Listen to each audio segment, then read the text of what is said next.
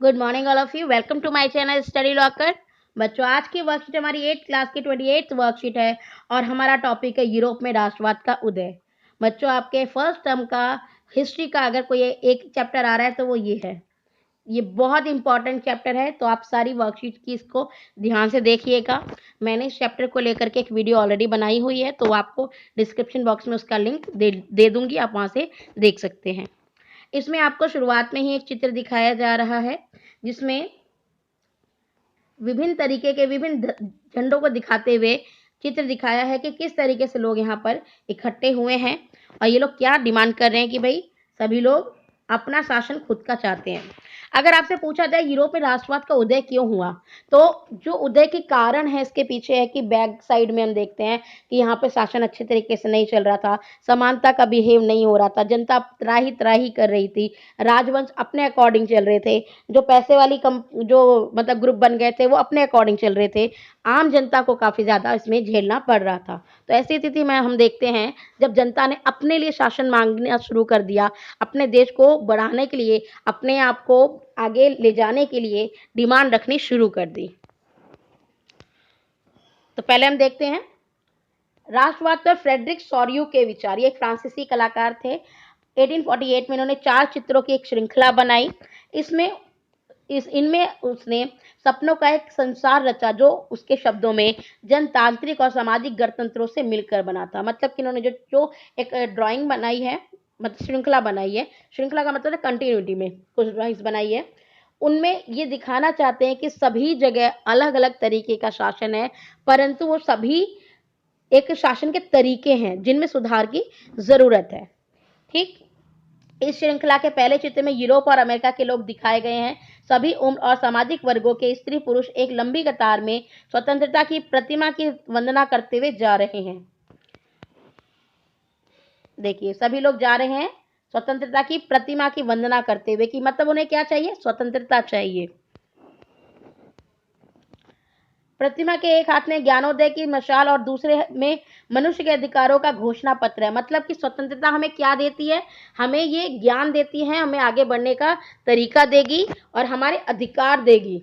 तो प्रतिमा को एक सिंबल बना दिया गया है कि अगर आपको स्वतंत्रता मिलती है तो आप अपने अकॉर्डिंग काम कर सकते हो, आपको अधिकार मिलेंगे और आप आगे बढ़ सकते हो। प्रतिमा के सामने जमीन पर ध्वस्त निरंकुश संस्थानों के अवशेष बिखरे हैं।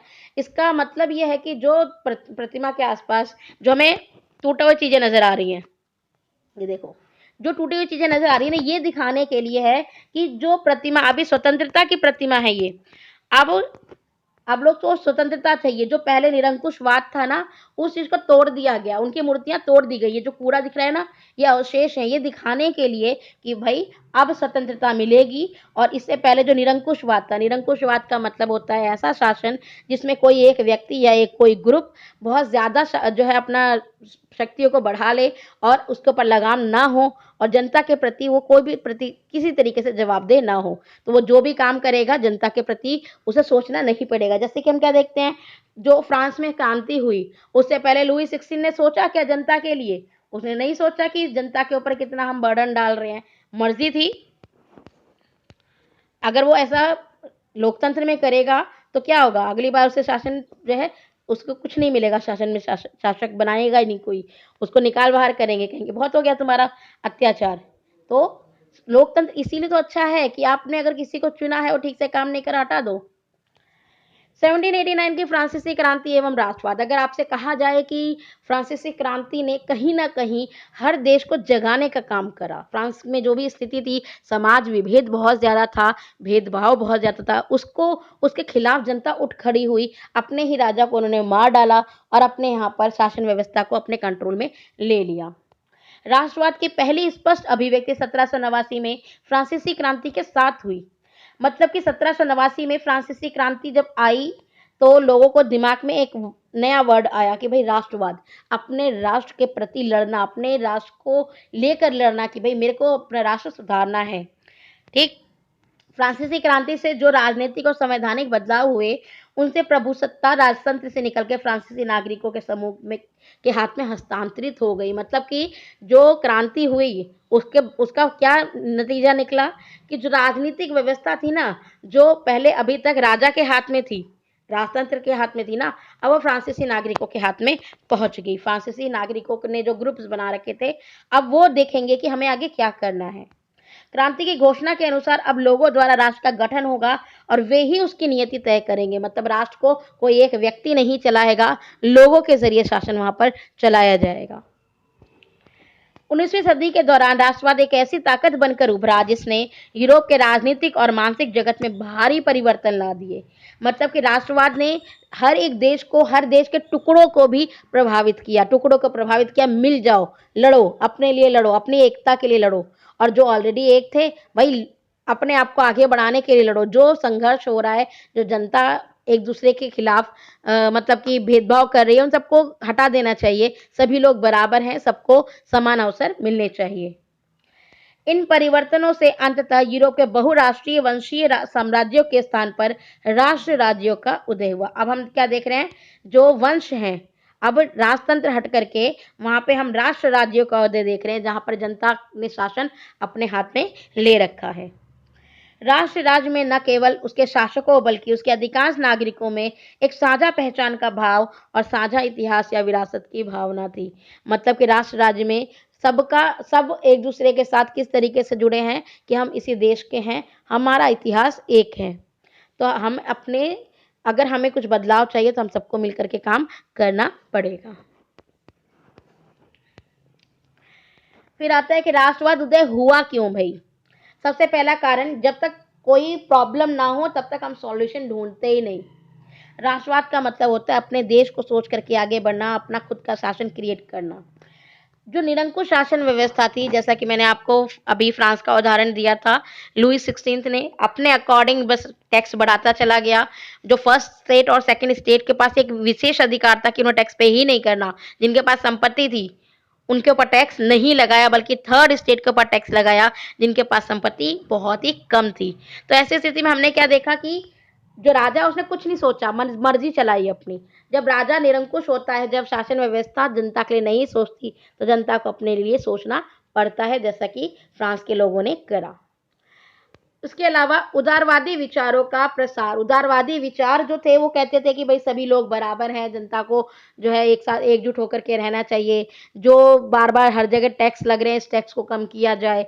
व्यापार करने की छूट सभी लोगों को मिलनी चाहिए, सभी लोगों को अपनी जीविका के लिए प्रयास करने के पूरे अवसर मिलने चाहिए। ये सारी चीज़ें उदारवादी अच्छे अच्छे विचार लोगों तक पहुँचे।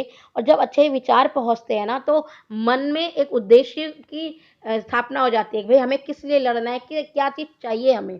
तो उदारवादी विचारों ने लोगों को उद्वेलित किया कि भाई लड़ो, अपने लिए लड़ो। स्वतंत्रता, समानता और बंधुत्व का नारा, जो कि हम देखते हैं फ्रांसीसी क्रांति के द्वारा ही विश्व को दिया गया है। इसका मतलब है सबको स्वतंत्रता मिलनी चाहिए, अपने धर्म को मानने का, अपनी जाति को मानने का, अपना विकास करने का, सभी तरीके से अपने लिए काम करने के लिए स्वतंत्रता मिलनी चाहिए। अपने शासक को चुनने की स्वतंत्रता मिलनी चाहिए।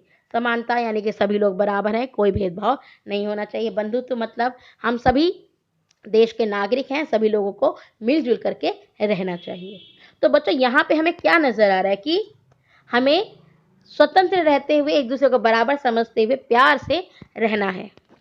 शिक्षित मध्य वर्ग की भूमिका। एक ऐसा मध्य वर्ग उभर के सामने आया जो कि शिक्षित वर्ग था। अब वो चीजों को लोगों तक पहुंचा रहा है। भाई एक तो हो गया कि आपको पता ही नहीं है जो चीजें, तो आप वो काम नहीं करोगे, आप आगे नहीं बढ़ोगे। लेकिन अब आपके पास जानकारी आने लगी तो आप आगे बढ़ने के लिए तैयार हो गए। अब सभी लोग, इन सभी चीजों ने मिल करके लोगों को तैयार कर दिया कि भाई अपने राष्ट्रवाद के लिए लड़ो।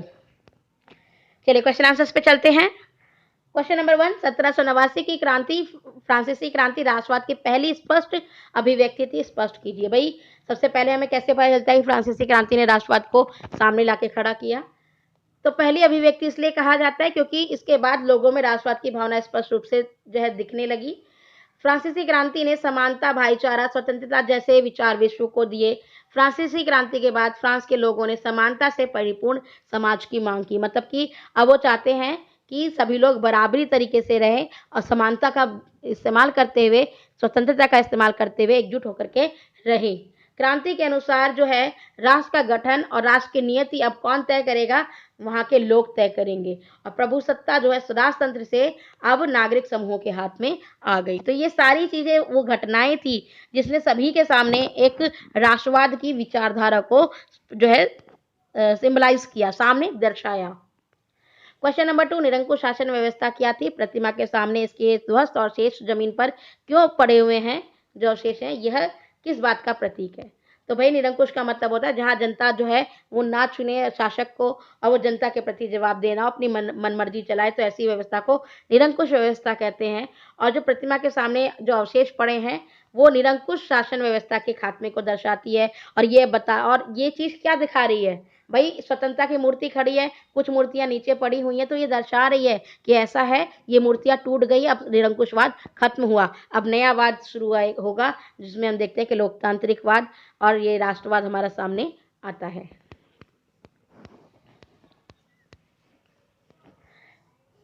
क्वेश्चन नंबर 4, 19वीं शताब्दी के यूरोपीय राष्ट्रवाद की प्रकृति को लिखिए। भाई कैसा राष्ट्रीयवाद था? ये जो राष्ट्रवाद है ये किस टाइप का था?